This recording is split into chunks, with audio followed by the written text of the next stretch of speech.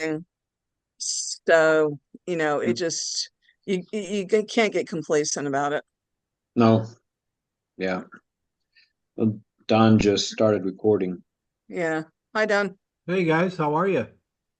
Fine, how are you? Good.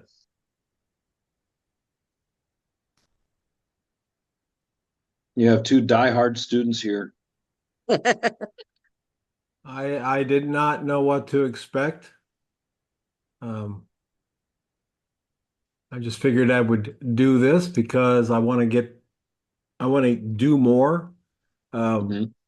of this kind of thing, and the time frame opened up, and I just blasted it out. So I didn't put I've it been, on any of my emails or uh, Substack or anything. So it was just on Facebook. So. mhm. I don't have anything really planned. I have a few things I wanted to share with folks, with you guys, that I think would be pretty cool. But Okay. this is pretty much, hopefully, you have questions or comments or want to discuss something or what have you. That's what this is for. I call it Hmm. uh, uh, Breathless, but I used to call it open office. So Hmm. I Mm. got an email from somebody that said I shouldn't use that. He was upset, so screw it. I have questions which I was saving for Tuesday's class, for No, the maybe for the benefit of, pardon? any question's fine. Okay, well, I wrote them down. Oh, that is so cool. Like nobody is responding to. What you got? Here. It has to do, I'm reading do it by the numbers, and I saw the session two video, of, how to get clients and all that. Huh? Right. Okay, so when you talk about a postcard, you mean an actual physical postcard that goes Yeah. into the put a stamp? Okay, Yeah. okay. Yeah. Here's the deal with the postcards. You can direct mail can be anything. I mean, you could send, pamphlets, books, whatever. But most people, when you're starting out, you just don't have the budget. And it Right. doesn't make sense to do anything else. When a postcard is the minimum acceptable thing that you can do. Hmm. So, in other words, it's totally fine with your clients. No, no, even an ad agency is fine with a postcard. So initially you start out. You only Hmm. send a postcard once per quarter. Not so you gotta use your tracking software so you know who you're sending your postcards to. What I do is I just use I'm still on paper with pen, folks. I've tried those CRM tools. HubSpot's got Hmm. a pretty good one, but uh, some of those CRM tools, it takes you longer to learn how to do it or to physically do it than it does just to write it down on a spreadsheet. So Hmm. I use paper. So you're gonna print all four postcards at one time so that you Hmm. now have the year so you don't have that roadblock of like, oh, I haven't printed that postcard, and then all of a sudden you're 3 weeks behind and then you go, well, I'll screw it. I'll do it next time. No, print all four of them. You start getting them out, one per Hmm. quarter. Yeah. Okay. And Picture on the what? front, picture on the Hmm. front, picture on the back with your contact information. Logo Okay. or name on the front, logo, name on the back, and your information. So it can be designed any way you want. You can go very, very mild, just show a photograph in your content, or you could do something really crazy like collages or whatever. All the postcard is there to do is to have them go, oh, that's cool. If they say, oh, that's cool, boom, that's your hit. That's it. Right. They're not probably not going to call you. They're probably not going to like Hmm. hold the presses. We gotta find a job for this guy. They're just going to like remember you, and they get another Hmm. one. They get another one. Right. Right. Okay, that makes sense. Yeah. Another question I have. Um, Following what you were saying, I discovered a gap. Okay, Mhm. in things that I can shoot. I live in southwestern Spain, and Spain is, of course, a country that depends a lot on tourism. So I also live in an area that's pretty much underdeveloped as far as tourism goes. However, it's rich in history, Roman history, medieval history, and so the landscape is dotted with castles. Castles that are some are falling apart, some are half restored, all kinds of historical stuff. So there's a demand because the tourists that come here are usually people with means. They have money, they want history, they want good cuisine, et cetera, et cetera. So I discovered that I've got to take advantage of this. And so it's one of my gaps. Now, my website is geared mostly towards storytelling about agriculture because I do I'm a community manager for a local cooperative Mhm. that deals with winemaking and olive oil. So it's geared, my web is mostly agriculture. Now I've got this gap I discovered, tourism and travel. Should I mix the two on one web or should I keep them on different webs? Should I start a second web for travel and tourism? Because they're really, one has nothing to do with the other. Yeah, when you have more than one website, it's like when you have children. One child's easy, two child's three times as hard.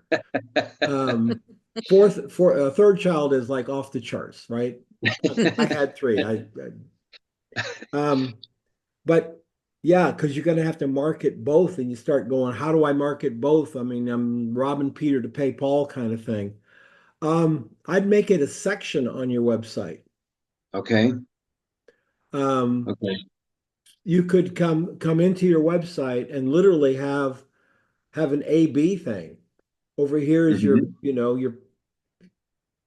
you're that entity. Click here and you go to the vegetables, the farms, farming and everything. Click here for castles and tourism.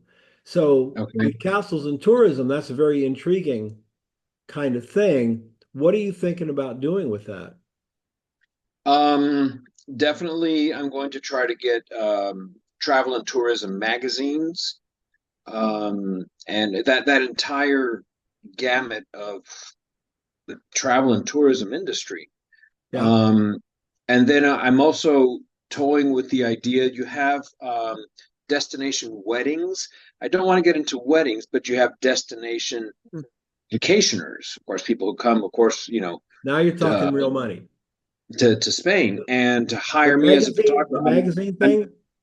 magazine thing, that's hard. I still Hmm. want you to do it. That's hard. But you Hmm. spend between now and early summer building up a castles, how to do it. And then you start to do your workshops. People Hmm. come to you to do workshops. You offer one-on-ones for tourists because there's a lot of tourists with a lot of money that would Yeah. not hesitate to drop 2,500 bucks for 3 days of you taking them to castles, Hmm. showing them the best time of the day and all that kind of they wouldn't even sneeze at that. That's pocket change to them. And then Yeah, you have definitely. the group things that would come over for a week and spend time with you. So you're gonna to set up, workshop, you got to talk to your hotels and find the rates and the times when you can squeeze in 10 people and then just market the ever-loving crap out of it. Um, that's that's two really, really good places to think of. Mhm. Another big selling point is that I'm completely bilingual. I've lived in Spain for 40 years, so I'm bicultural as that far as that goes. Um, so it's something that I have to take advantage of, Yeah, you know. absolutely. Is there So anybody else there doing that? Photo tours? no, capital N, capital no, capital O. No, there's not. And I mean, there's a tourist industry, but I feel like I'm in a very special position to offer something very special. Yeah. Especially to maybe a family unit, husband and wife, retired. And like you said, that, 2, 3 grand is no problem for them. No, not at all. How about portraiture? Are you good at portraiture? I can do portraits. But I was just initially thinking, hire me as a photographer to document your vacation. But if I throw in the other thing, I'll take you here, I'll take you there. you know. I would Um, think a long time ago, I was doing a workshop in San Francisco, and one of the workshop attendees called me from Del Mar. Do you know where Del Mar is, you guys? Near it's I, just above San Diego, right? It's also got it's right on the coast, a little sliver on the coast, but it goes inland quite a bit. He was on the inland part of it. And he asked to pick me up from the airport so that he could spend some extra time with me, take me to San Francisco. So I did, and he picked me up in a really nice Mercedes four-door, I mean, nice car. It was, I'm like, wow, a photographer with a really nice car. First thing I thought of, because he's taking a workshop for beginners, basically. It was sort of how to use your flash and everything. First thing I thought, well, he's married to a surgeon or something. He's got, nope, that's all him. He's a family wow, photographer, wanted to branch out into commercial. He his average price for a family photograph, he would bank between $5,000 and $8,000. This was at wow. least 12 years ago. Okay. He would shoot on the coast. And so the family would come to him. He would wardrobe them out what to wear. They would always generally be wearing like light blue pants and white shirts and the whole bit. He had his little special places to take them. There was always a meal afterwards, the whole bit. Really did it up. And I said, Mhm. and he's young, he's like 25, 26. And I said, well, how long did it take you to build that price point up? He said, I started there. Wow. No build up for him. He just started there. Mhm. And so I would Wow. say to you, these kind of portraits, you've got friends there. I know you've got friends and Oh family yeah. and stuff. Get them out and get some of those castle portraits. And then you go to the hotels and you offer, some sort of package, maybe a $250 kickback to the hotel for the, whatever. And the hotel puts this package in the office, in the room, and maybe a family goes, oh, that's really worth $2,000. He's going to say he'll mail it to the States or mail it to wherever they're from. It'll be there, the whole bit, and drop Hmm. serious money for your portrait Hmm. thing. Excellent idea. Could you Excellent. try again? No, Siri, I wasn't talking to you, but thank you. Whatever. So, so how would I advertise myself? I mean, Well, you go where the tourists are. So you'd have to make deals with hotels. okay. Hmm. Make deals with hotels. Say, this is what I'm offering. This is what I'm doing. And for a referral fee, you would make X amount of dollars. Okay. So start with concierges, that type of thing. Then Hmm. hit up the higher end restaurants. Same thing. If they book from your restaurant, you're going to get some money. Everybody likes that system. Uh, Hmm. Yeah, I definitely. would be I would be so expensive that 80% of where you live or 90% of where you live could not afford you Hmm. because you're not shooting for them. Right. Exactly. And if they could afford you, they would. There was a guy in Texas 10 or 15 years ago. And the reason I talk about these people from so long ago is when Kodak was in its heyday, Kodak put out a publication called Studio Photographer. Because Hmm. Kodak was the go-to person for family photographs, weddings, portraits, that type of thing. And they featured this guy from Texas, and he moved into a really small town in Texas and started shooting really high-end, incredibly beautiful editorial portraits. And the people there couldn't afford him, and he didn't care because people were flying in from Dallas or they were driving over from Austin. He was outside of Austin, and he was doing these really spectacular portraits, and everything he did was large scale. So it was like when you did a portrait with him, you were going to get a 20 by 24, not a 8 by 10 type thing. So it was real Hmm. specialized work. And he was charging a lot of money. I mean, like 5 grand for a sitting, that type of thing. Hmm. He found that eventually, within a year or two, people in town were saving up money, saving up to have their photograph taken by this guy because it Wow. was, as we use the term, it was a thing now. It was a Mm. thing to have him shoot you. in front of your new Corvette or whatever. And he did like 25, 50 sessions a year because he was kind of laid back and that's what he did. Um, I know it's been so long, I never tracked him, but he was doing really well with that. Took him 2 years to build up to that, but he was doing well. Hmm. So your price point is really what you set it at any scale in this business. What you said is what it is. Too many people go into this business with a background in retail. Think of it. When we learned how to do business, it was generally retail. A can of peas, it's worth this much. Or our parents and our friends worked how? By the hour, Hmm. selling something that had a markup. And we're going into business and none of that applies. Uh-huh. None of it. We don't do markup. We're not marking up our services. We're charging for our services. So I would rather be the most expensive person in town doing few jobs than the cheapest person in town running around like a chicken with his head cut off, making less money, but being busy all the time. Right. So set your rates at a come up with a number. This is for everybody. Come up with a number. And when you look at it, you go, ooh, ooh, damn, that's the number you want. If it cringes you totally out, you're probably too high. But if you're thinking, yeah, I could probably get more people with no, we'll bump it up. It should be slightly uncomfortably high for you. Okay. And it should be higher than you can afford. Okay. So you all know that, right? If your prices are where you could afford them, you're too low for any kind of work like that. Okay. It's excellent ideas. Very Good. good. Good, good. I have this list if I can continue. Yeah, sure. Have you? Hold on. Let's see if anybody else has one. We can come back to you. Okay, fine. That's no problem. Yeah, anybody else have something they want to jump in with? I just had a question as a film related one, Dawn.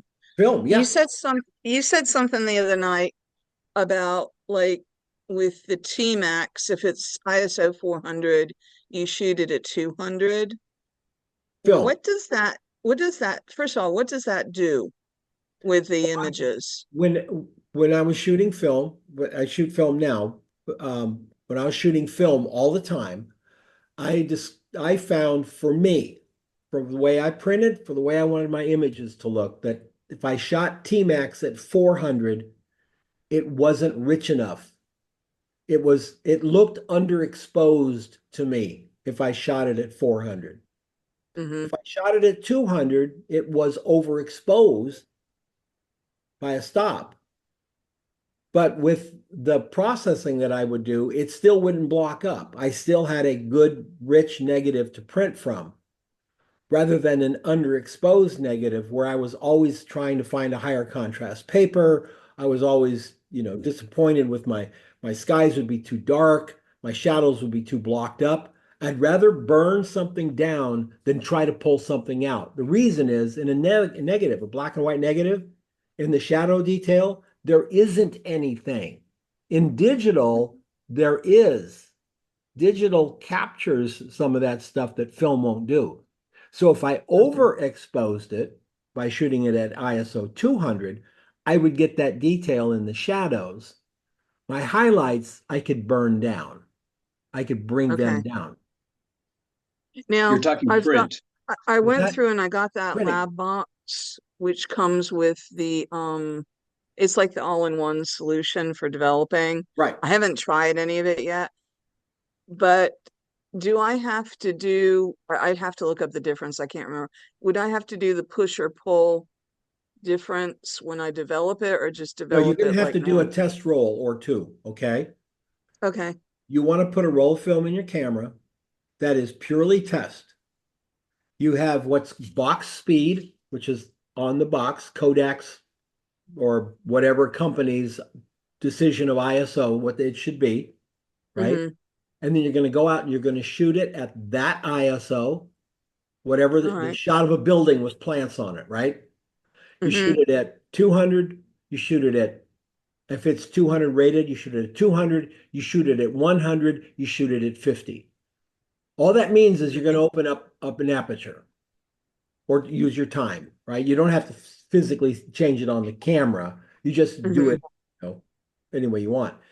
Yeah. And you do it in the same order. So then when you get the negatives back and you get the scans, which one worked better for your camera, your style of shooting, your subject matter, and your processing? Did they send you materials to process it or just the box? No, I got the kit I got has they have this all-in-one solution that's developer and fixer for black and white. Okay. So that's I thought I'd try black and white before I venture into color. You're not going to be doing any color. You're going to be doing black and white. The color is temperatures are exacting and it's I know color just looks like a headache to me. I'd rather take yeah, it to my I lab for develop color. the black and white. Yeah, so you're going to do that because that developer that you have is going to have a way it treats that negative that you're going to want to know. So at least one roll of 24. And then once you find, you go, look, the one I overexposed by one stop, that's better. Okay. Now you know that ISO 200 film is really ISO 100 film. You set it on 100, you shoot it at 100, you're automatically overexposing, but you're getting the negative you want. Okay. All right. Because I was thinking about it and I don't know, I've still got hurricane brain on the go, so I thought let me ask this question today Yeah, yeah. because I want to stick I've got one free camera, so I want to stick a roll of film in it. What you got a good camera, free camera, right? I've got lots of good cameras. I didn't realize how many I had until I packed them up to take them with me to evacuate. I I have a Yashica mat. I've that's got a Bronica. never get rid of the Yashica mat. Never. No, Never get rid of it. no. I've also got an AE1 program and a regular AE1 as well. God, those are great cameras. Those AE1s are selling for almost what they sold for new on eBay.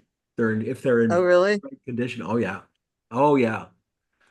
The AE1 was one of those cameras it was like the Pentax K1000. It had multiple uses. It was such a great camera. You could make photographs with it. You could plaster a wall with it. You could build a building with it. I mean, it was just indestructible. I got rid of my K1000 when I got married, and I'm so sorry I did. Really, really great cameras. I have so many 2.25 cameras. I could do a workshop of 5 people and furnish them each with a set of cameras. So I'm going to change that. I need to pare down a little bit. Yeah.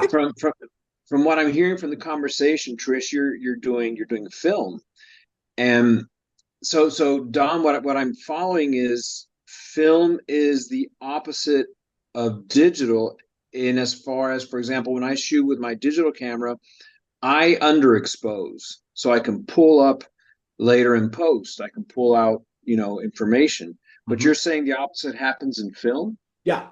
See, Mm. black Interesting. and white, in black and white, Interesting. Okay. because Interesting. it's a negative. So the brightest areas in your scene are the darkest areas of the negative. Okay, of course, You right. That can makes sense. always drive more light through those darkest areas. They may be densely packed with silver, right? But you can Right, right. force more light through them. But if no Okay. silver clumped in the shadows, then they're clear. And it's Hmm. really hard to pull something back. It's been Right. done. Um, Geniuses in the darkroom like Ansel Adams. If Are you all familiar with Ansel Adams? Oh yes. Oh Mm. yes. Are you familiar with Moonrise Hernandez? Also. Let me pull it up on the screen so we can talk about it. Mm. Moonrise Hernandez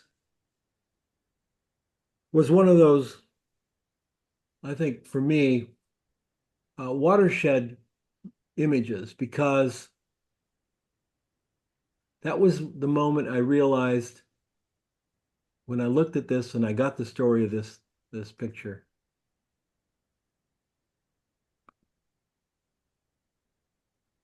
that I realized that every time I screwed up as a photographer, I can remember that Ansel Adams did too. And I thought, well, he went on to be pretty good at something and he screwed up. This shot, uh, if you saw the negative is absolutely clear. Wow. Oh, Clear. I mean, he underexposed by, I have no idea, 3 stops on it. He just bumped as he was climbing onto, because he had a van or old truck with it was kind of a van, Voyager type thing. You get up on top of it. He had a rack built up there, and that's where he'd shoot. But when you get up on top of that van with those big cameras, you got to stand real still for about 5 minutes before the van stops moving, right? Because he's not shooting mm, at 250th of a second. This is like a 10-second exposure, except that he bumped the shutter thing and he only shot, I believe it was 2 frames of film. Both of them are stopped way down and he didn't get the shot. This is the result of amazing genius darkroom work, pulling it up. He pulled this up, he'd make a print, he'd reshoot the print. This final print is the result of about 3 former negatives that he created to get to this. But and the point is, he's got the detail here, he's got the highlights. You can always do something with that negative, burning and dodging with it. And Moonrise is a great, the photograph of Minamata. I don't think they show it anymore. I think he's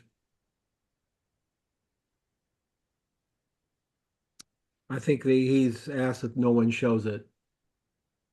Minamata pass. It's called Keiko I Path. I just pulled up the Here it is. the moonrise photo on my big screen so I could see it.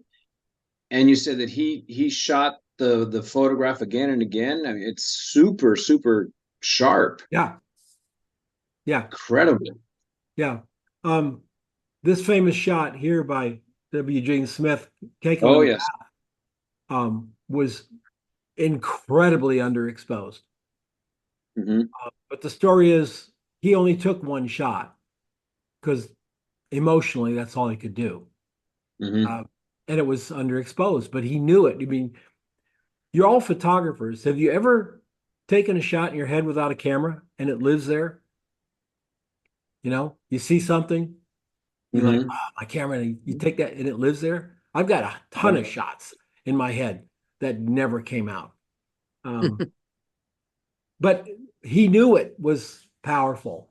And so he did that. Now, he's asked that this picture not be sold anymore or shown. So, um, for a lot of reasons, but really amazing guy.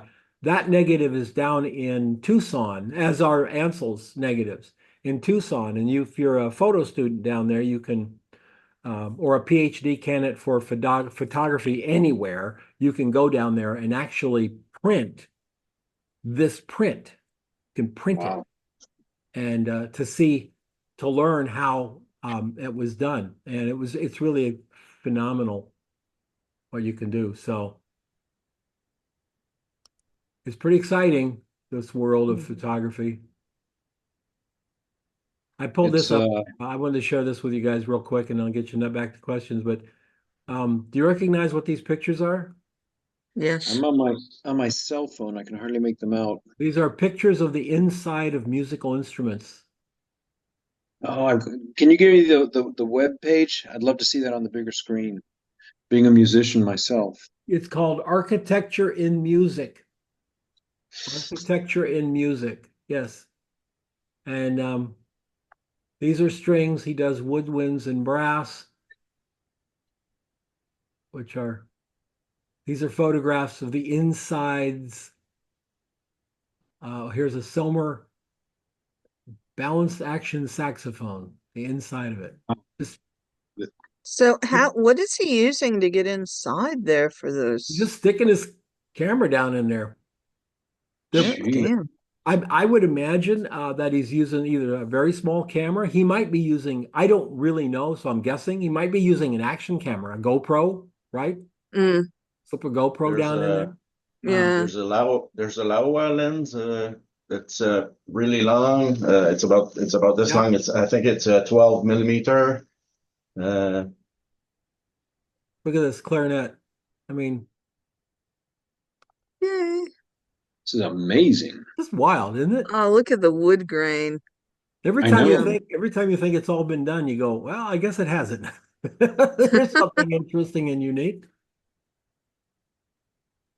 So, He's got But even wall that buff, calibers. damn. I'm, I'm sorry, what's that? No, you're fine. I'm a clarinetist, so I'm sitting here just admiring the inside of the instrument and thinking, I wish I'd thought of something like that. Pretty. This is something that's unique. So he's probably got the whole market for himself. It's so unique that if you started doing it, you would just be a second rate what he's doing. Yeah. Mm. But does that mean that you shouldn't do it and try to put your own twist on it?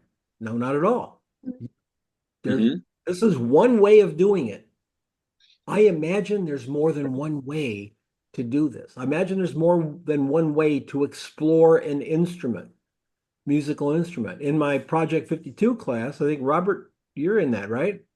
No, I wanted to take it, but I couldn't in the summer. The next assignment in coming up that the gang doesn't know about is a musical instrument, Uh-huh. and it's tough. The hardest thing in the world to shoot is a tuba and a French horn. Those are incredibly hard. Anybody know why?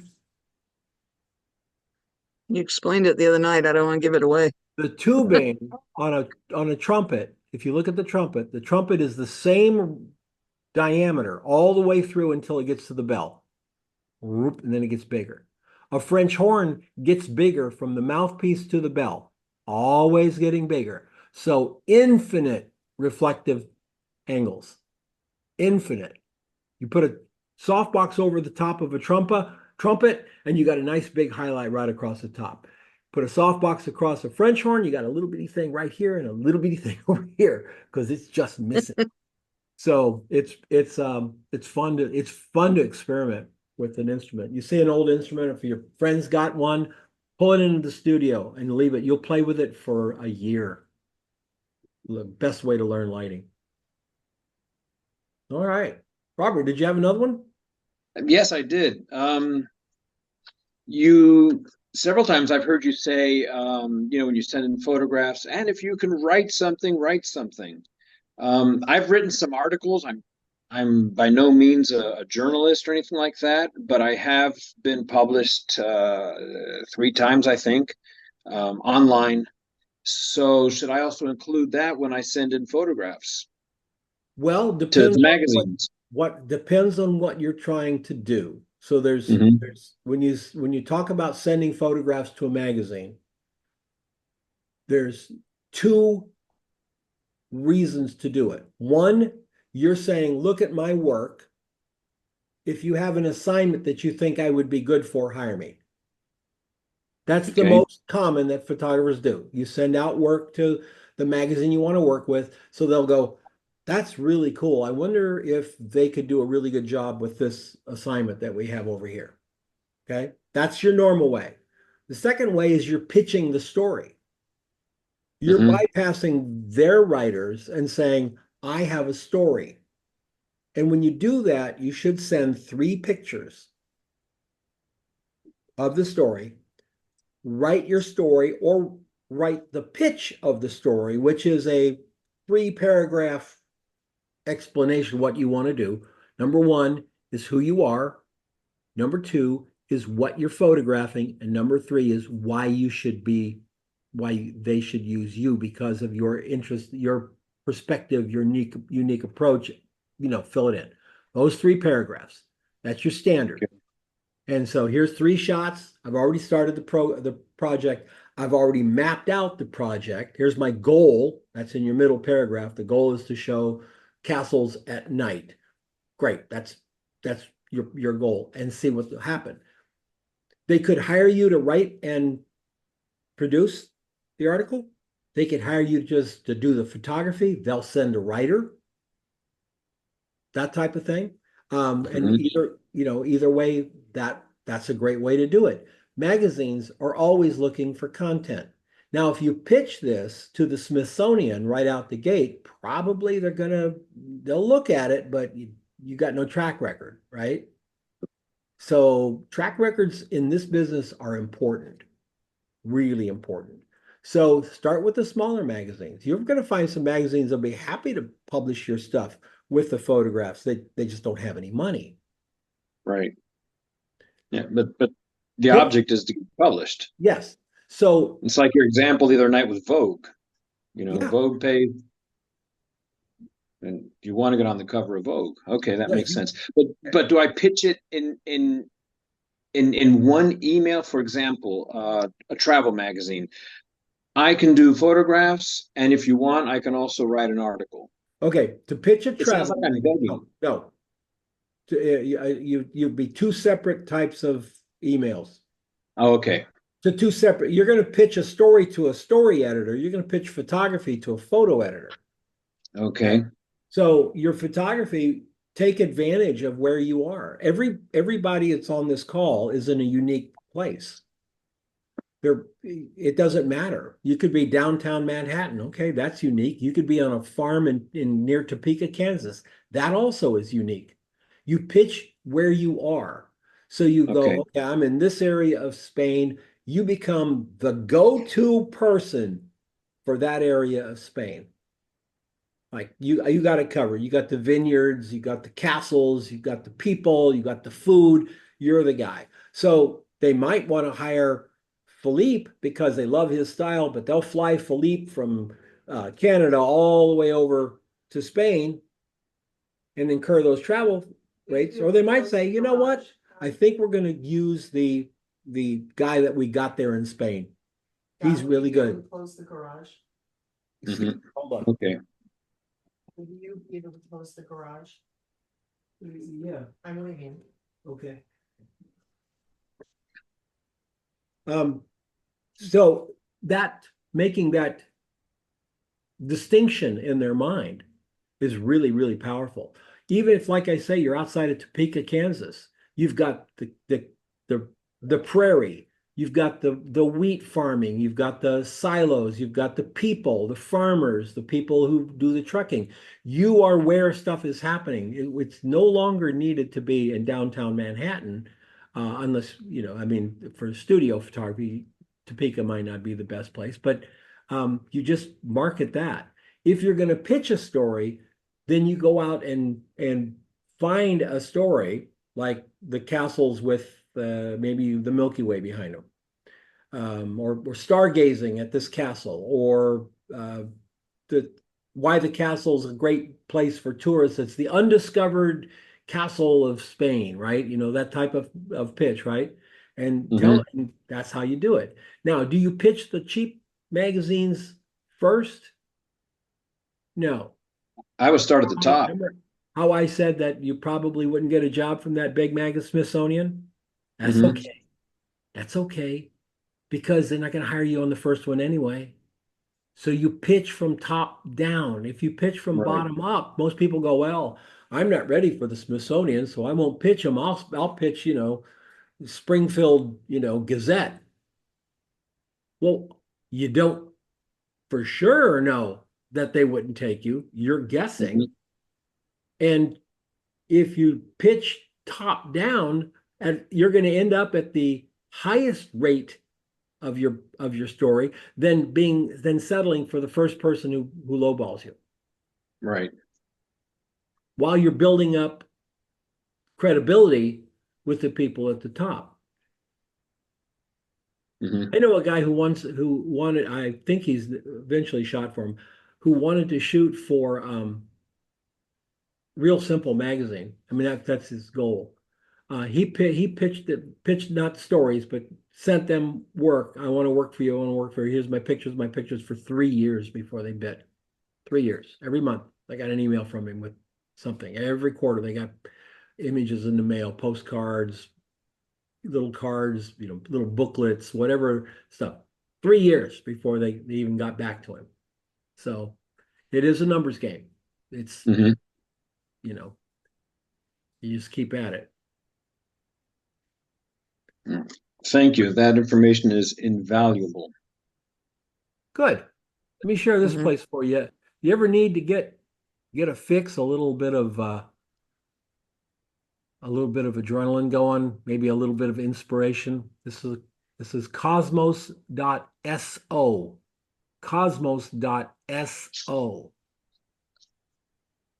I don't know if it's like Pinterest or not. I don't do Pinterest, but it is a collection of photographs here. You can do a discover. This is my homepage, so it knows what I've been looking at. I can click on discover here, and I can look for graphic design, architecture, art, love, typography, fashion, etc. Notice there's no just simple photography.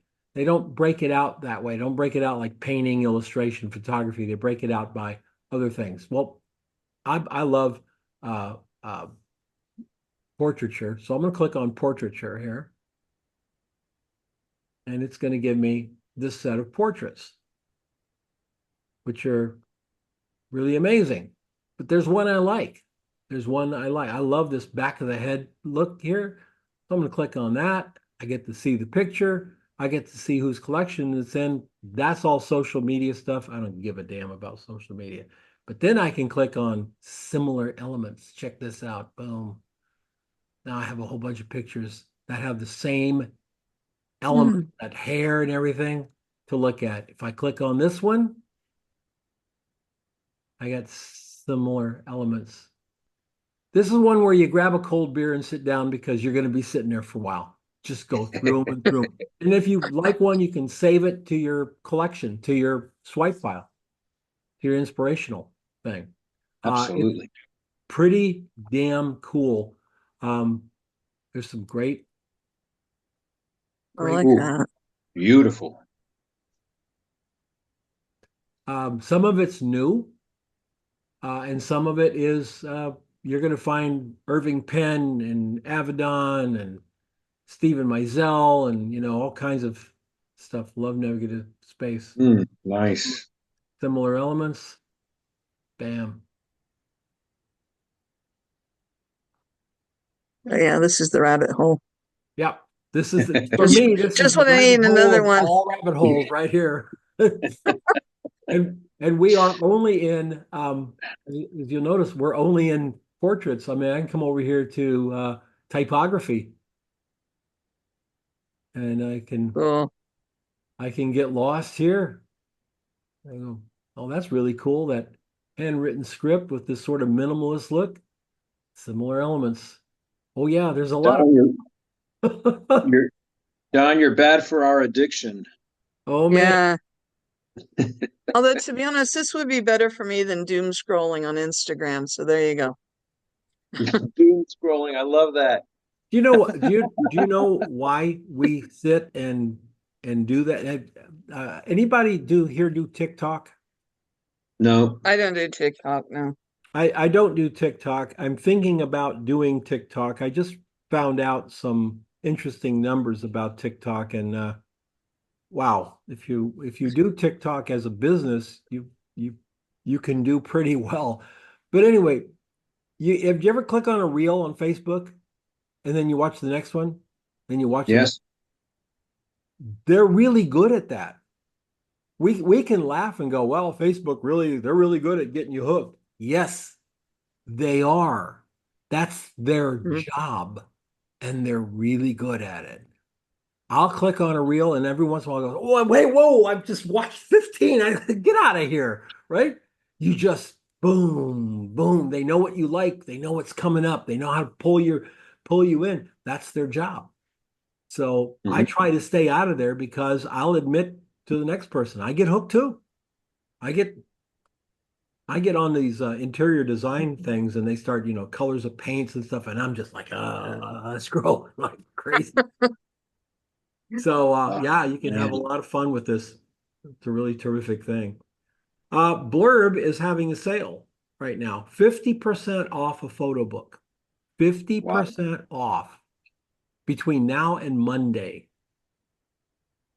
This is one of those things, this is why I always tell people, if you want to do a book, put a folder on your desktop, an alias or whatever. When you see a picture that you like, you're editing, I really like, stick it in your folder. Because right now you could get a $75 photo book for $30, and it's worth it. But now if you have to go back and look for all the pictures and try to put this, it's going to be time consuming. It's really fast to make a blurb book. I use InDesign. I just make a base page and then, just drag them in because I don't put copy and everything around them. But tomorrow afternoon, I'm going to do a book. Tomorrow afternoon and into Monday morning, do a book of my photographs I've taken out here since I moved out here. Even though I'm not living in my house yet, I've been here a year next week. Thank God I have a daughter who had a house we could live in because we didn't plan to be out here for a year. We planned to be out here for 5 months while they built the house, but then things got in the way. They have a map of our property. The city does, and the map of the property was taken 35 years ago. And right through our property, there's a wash, very tiny little wash. And their thing was, well, you're going to build your house in a wash. And we're like, no, there's no wash there now because in the 35 years we've been here, all that stuff up there is all built out now. There is no wash. It doesn't happen. Took them 5 months. 5 months for them to come out and go, hey, I guess you're right. There's no wash. So they are now finally building the house. The pad is being done out there, really cool. And they're moving tons of dirt.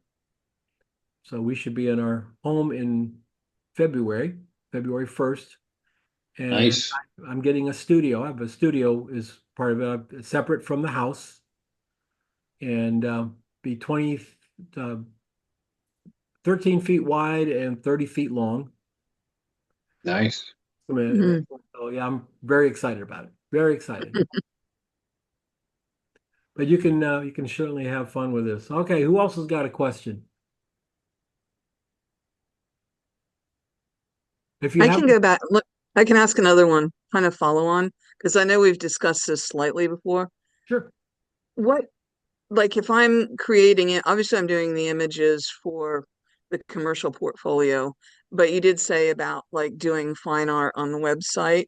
What, I suppose it's like how long is a piece of string, but what constitutes fine art for a photograph Okay. like this? Here's how you become an artist, and here's how you designate an image as fine art. You ready? Hmm. I'm an artist. This is fine art. Well, I have a feeling that was the answer. Okay. It's it's well, you have really fine art, like the galleries in New York. I have no interest in shooting that stuff. Mm. You have to go through a gallery to understand what I'm talking about in New York. You would never hang it on the wall.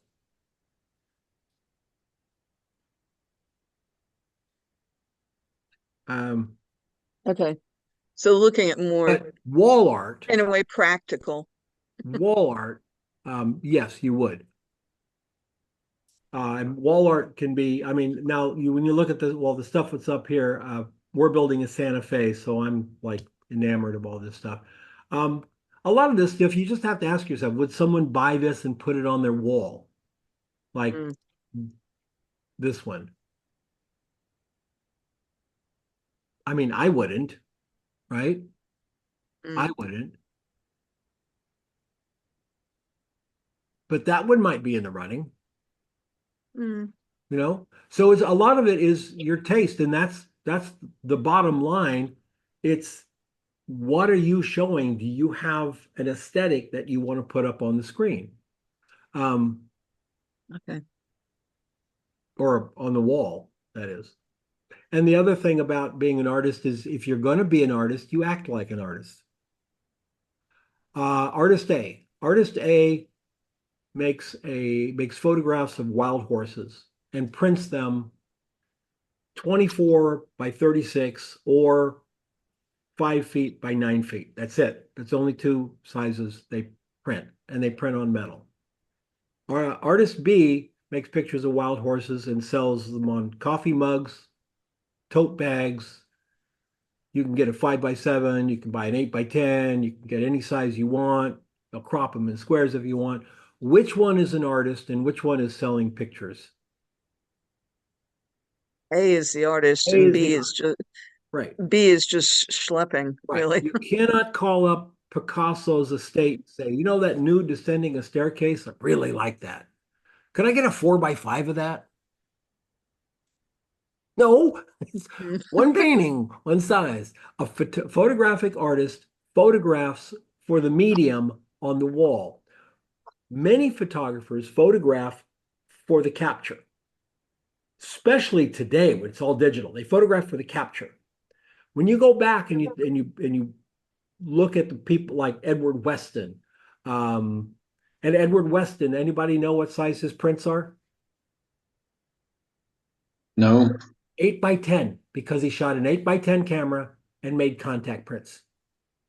That's it.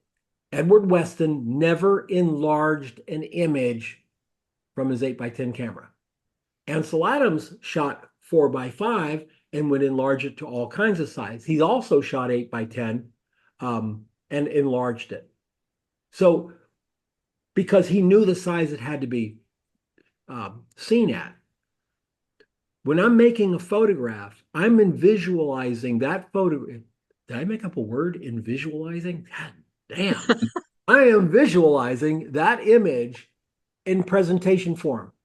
What I see in my head is a print on the wall, because that's where photographs belong for me. I see that before I click the shutter.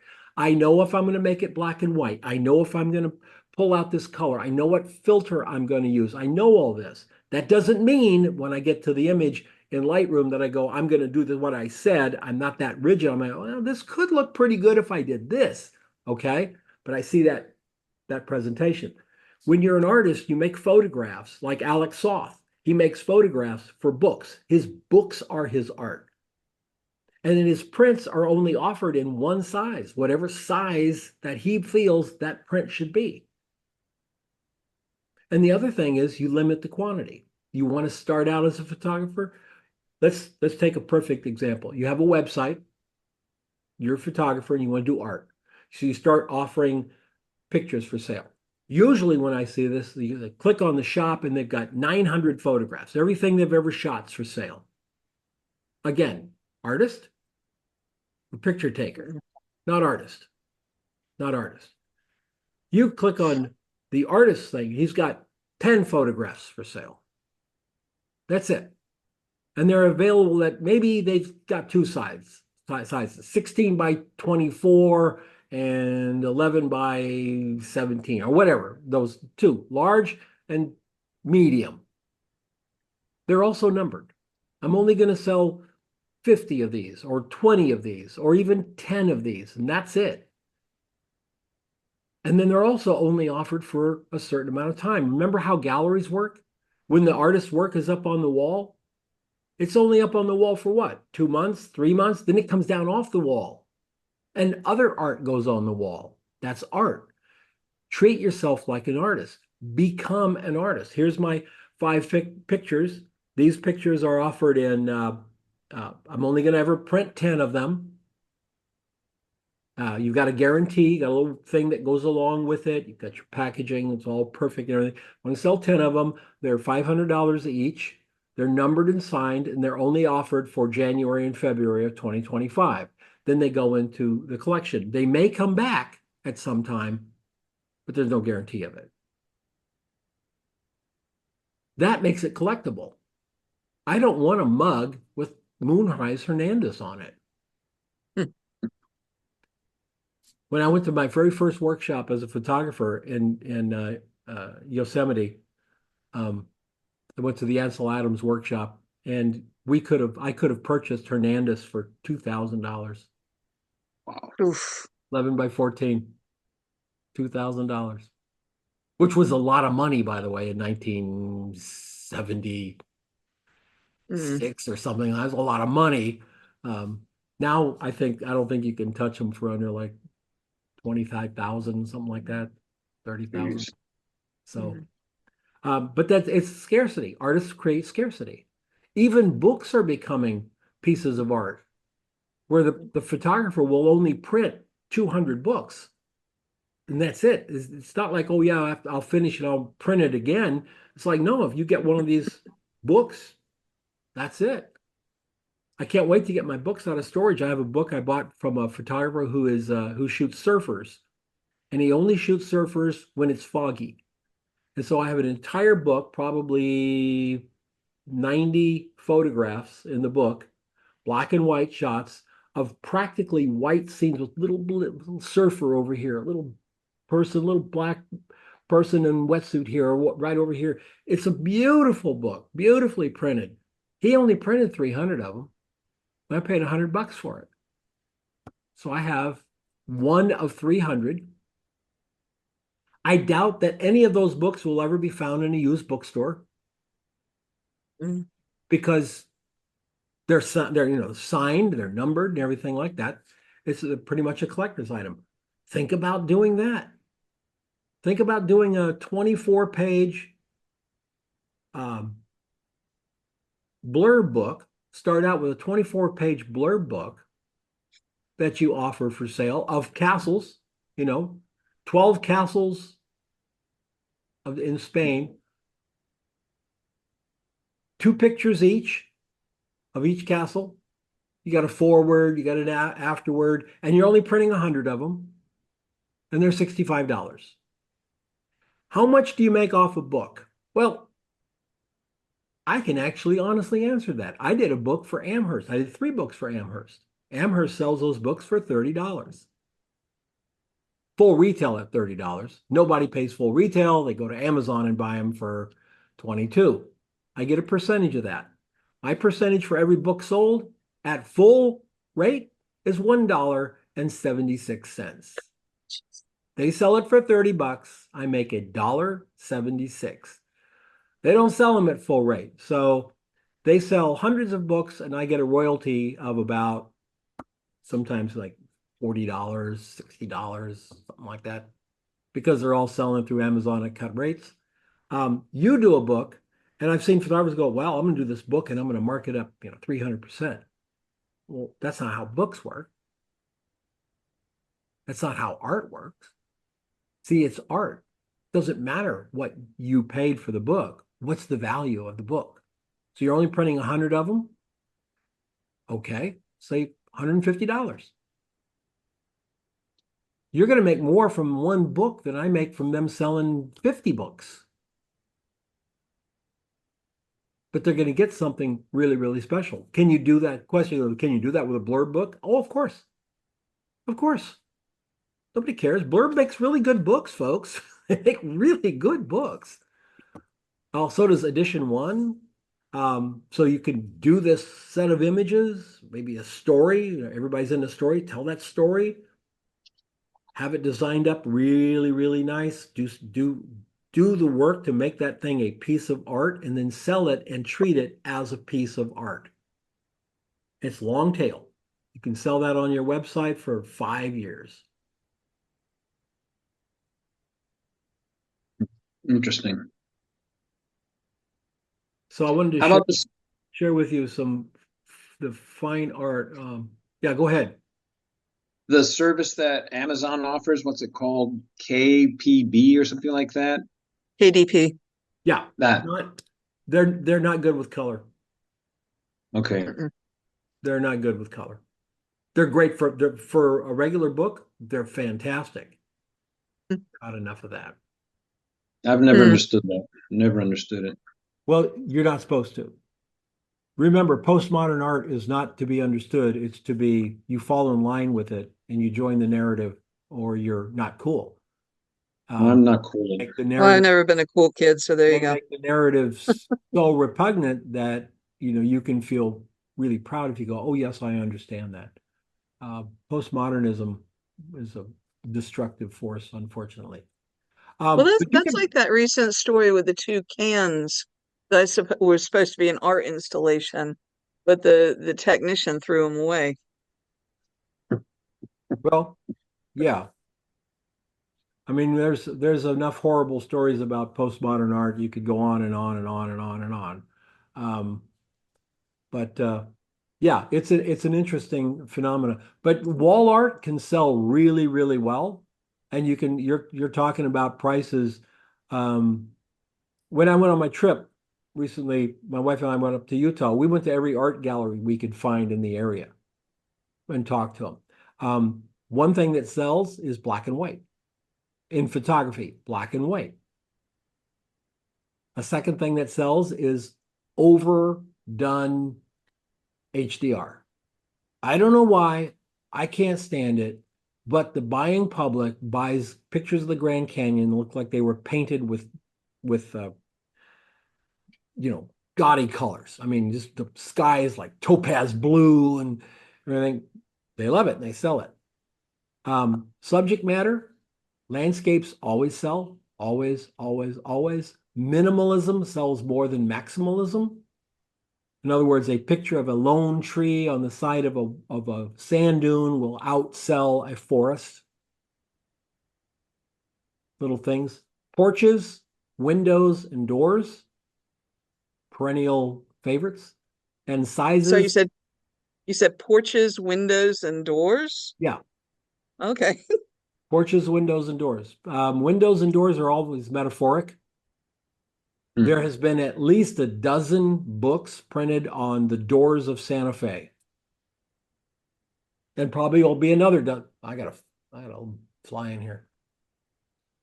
One thing they don't tell you about owning horses, you get to own flies too. It's really cool. It's like a unit. They come as a set. It's really great. Um, mm. Every morning I get up when I'm carrying the buckets out. I go, what were we thinking? What the hell were we thinking? Anyway, there'll be more on the doors. Doors are huge. Windows are huge, etc. Waterfalls, obviously, that type of thing. But so are very unique approaches. In one gallery up in Torrey, there was a photographer who photographed basically that area. That's the what's it called? Capitol Reef National Park, sandstone. But he frames it so you're just looking at the rock. There's no context. There's no tree. You're just looking at sides of canyons. And so they'll look like modern art. And he only sells them as 16 by 20 printed on metal. And he was the number one, that was the number one selling artist in that gallery. It was really interesting. Very, very beautiful, well done work. Digital. Everything was digital. And in Kanab, there's a guy who shoots wild horses, and he shoots them on digital and reses them way up and prints these great big massive black and white images on steel, on metal. And he does really well too. And those prices, the biggest ones in the gallery were about $4,500 a piece. Figure he's got at least 500 into it. They're not framed. They're metal with a backing on it, so they stick out from the wall, But to have that thing printed, he's probably got about 500 into it. So $2,000 profit on that, and the gallery gets 50%, so he's making $1,000 off that print. And the gallery owner says they sold 6 or 7 a month at that size. Jeez. Wow. Well, Don, you just talking about doors. What got me started back into photography after many years. The town I live in is a medieval town, and there's these wooden doors that are 200 and 300 years old all over the place. And I love doors. So I started getting back into photography, and I have an entire collection of these ancient doors. Oh, How do I get this out to the public? How? you build up you build the projects on your website, first thing. Mhm. Second thing is you do a book. Remember, with Blurb, you don't only have to print one. You only print them when they order them. So you're Uh-huh. not going to take your working capital and have a stack of books in the garage mildewing, right? Only print it when they order it. And then you start the book gives you credibility, instant credibility. You start then marketing that work out to people who would be interested in it. Uh, Everything that you do in this world from this day forward, from yesterday forward, from the day before, but everything you do now is a marketing exercise. And the sooner we all realize it, the better off we'll be. It's all marketing. Whatever you can, if you can sell $200 million worth of river rocks in a little pouch and call them pet rocks, I remember that. you understand what power of marketing is. And so after Mhm. that, Robert, it's pure marketing. Talk to the galleries, talk to magazines, send this out. First place to send it is photo magazines, of course. Now there's still a few in print, but there's also Petapixel. Petapixel will, oh, this is the doors of Spain, or whatever you end up calling it. That's pretty cool. And they'll run a little thing about you, and you've got your little bio and a whole bit. That's what you do, just to get as many people involved as possible. Gift it Mhm. out, you know. It sometimes it takes money to make money, but you just got to get known for that. And that is a purely marketing exercise. That's why I mentioned TikTok. I'm just now learning how to do TikTok, but I would tell you what I've learned. So TikTok, you would take one of those photos that you have and you'd maybe make it move, that what's it called? The Burns effect, Ken Burns effect, goes over. You put a little piece of music and you post it. A little piece of music and you post it and you post it and you post it. And it always links back to your book to see more here, to see more here. TikTok doesn't charge you anything to do that. If it goes viral, you could end up with 100,000 people seeing that image, clicking to your website. Mhm. And as you mentioned at the beginning of the broadcast, it's a numbers game. Right. So you build that into TikTok right now is outperforming Facebook by about 50 to 1. So I'll just Wow. give you those numbers right there. Wow. See, TikTok isn't a social site. So Facebook is, let's say you have 3,000 friends on your personal site, right? TikTok, Facebook, when you put that post up, they didn't send it to 3,000 people. No. Mm. So the people who are your friends, you build up all this big friends community, they're not seeing it. They want you to boost it. Then we'll Right. send it out to people, right? There is nothing like that in TikTok. TikTok is just purely, it goes into the feed, and if people like it, they boot it up.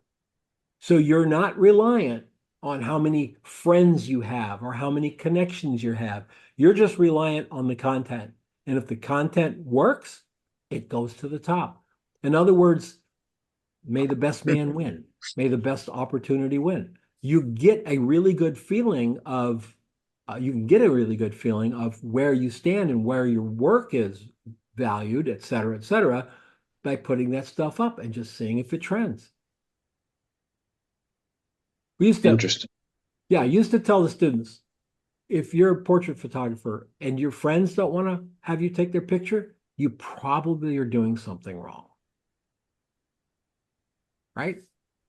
Mhm. If you're doing really cool portraits, your friends are going to want some.